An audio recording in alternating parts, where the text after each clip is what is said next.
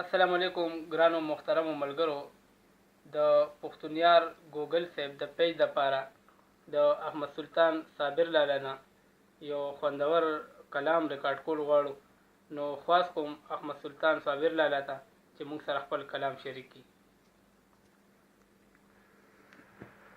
مننه او د دغه نه مخکې به ته یو کتاب ووایم چې دومره په قدر د اجت په کار ده دومره په قدر د اجت په کار ده قدم قدم کې درته وړاندې پروت دی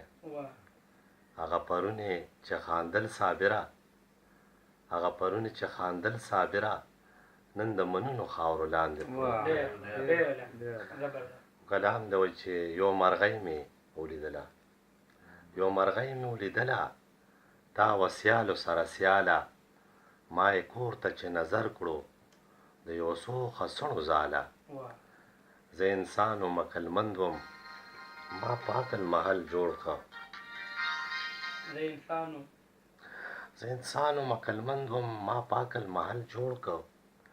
دې کې ما له سکون نه او دا په دې کې وه خوشحاله بیا په دغه تصور کې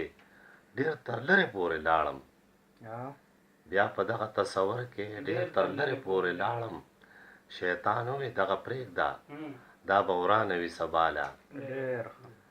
کاڼې نفس پورې تړی شي دومره سخته تېروی شي تا نه خپل رب د خوشحاله تا سره بدر جماله څومره ډېره درله درکړه دا خو ستا د رب رضا وه دې محل کې په امان کړې دغه وباسه د خیاله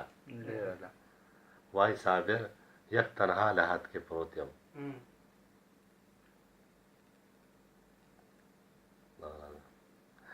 بدنصیبه پوهه نه شي په یو داسې خوب وده شي نصیحت ورته ونه شي پرې اواز د قضا وشي ته زما هغه بنده یې اوس پرېوتی یې د ټاله وای صابر یک تنها لحد کې پروت یم څو یاران مې پخوا تېر شول خو څوک نه ودرېږي ماله یو مرغۍ مې ولیدله دا وسیالو سره سیاله